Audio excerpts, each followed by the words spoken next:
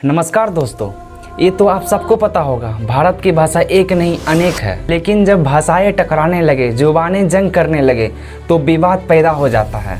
और ऐसा ही विवाद चल रहा है, हिंदी बनाम मराठी विवाद। क्या ये हिंदी थोपने की साजिश हो रही है या फिर ये राजनीतिक खेल है? इतिहास, राजनीतिक, संस्कृत और असली सच, आइए परत दर परत जानने की कोशिश करते हैं। मैं विकास, आप देख रहे हैं न्यूज बुक। चलिए बिना किसी देरी के इस वीडियो को शुरू करते हैं।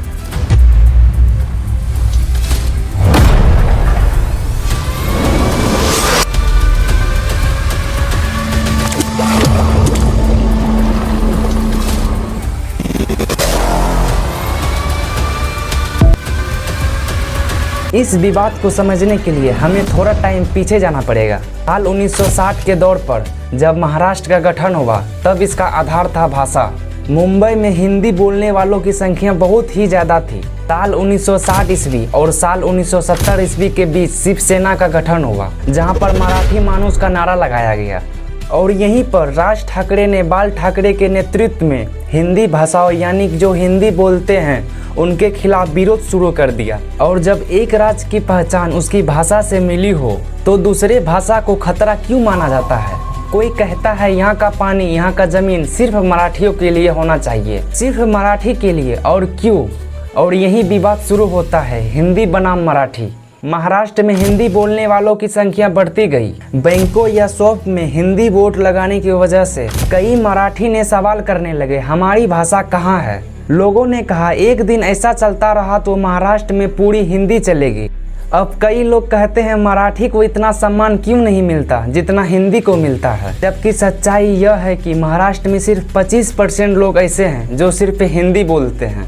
राज ठाकरे ने लोगों का इस तरीके से ब्रेन वॉश किया कि लोगों को लगता है अब महाराष्ट्र में हिंदी बिल्कुल नहीं चलेगी। महाराष्ट्र में रहना है तो मराठी बोलनी पड़ेगी, जैसे कि इस वीडियो को देखिए।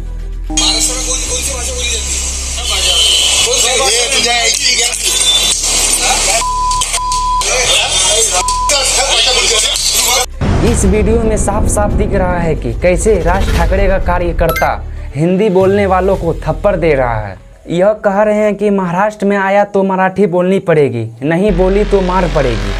और सिर्फ ये महाराष्ट्र में ही नहीं, कई राज्यों में हिंदी बोलने वालों को थप्पड़ मारा जा रहा है। वहाँ के लोग कह रहे हैं इस राज्य में रहना है तो यहाँ की भाषा आनी चाहिए। बीजेपी कहती है हिंदी भाषा पूरे भारत को जोड़ती है। एक ऑटो ड्राइवर ने कहा मुझे मारने की धमकी दी गई है क्योंकि मैं हिंदी बोलता हूँ। मतलब सोचिए, इस हद तक ब्रेन वॉश की गई है कि जिसको मराठी आती नहीं है उसको मार पीट के जबरदस्ती मराठी बुलवाई जाती है। असल में राज ठाकरे की असलियत क्या है ये किसी को पता नहीं है। लेकिन क्या आप जानते हैं, ये मराठी केंगा बिल्ला जो अपने आप को मराठी कह के मानते हैं, उन्होंने क्या किया है मराठी सिनेमा प्रमोट करने के लिए। जैसे कि ये कुछ मराठी मूवी है, चुंबक, नट सम्राट और सैराट जैसी मूवी है, जिसमें से किसी में भी किसी को राष्ट्रीय पुरस्कार नहीं मिला।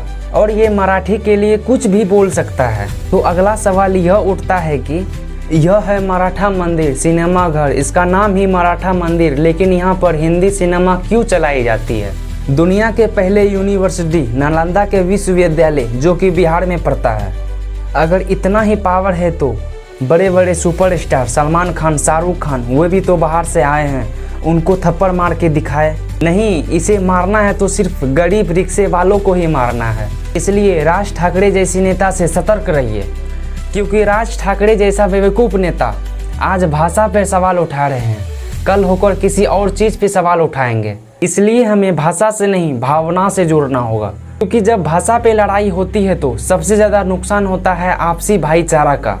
और आपको इसमें क्या मानना है आप नीचे कमेंट बॉक्स में बता सकते हैं। मेरा तो मानना यह है कि आप कोई भी भाषा बोल सकते हैं, तमिल, हिंदी, मराठी, बस आपका संदेश लोगों तक पहुंचना चाहिए। और ऐसे ही दमदार वीडियो पाने के लिए न्यूज बुक को सब्सक्राइब नहीं किया है तो सब्सक्राइब करें।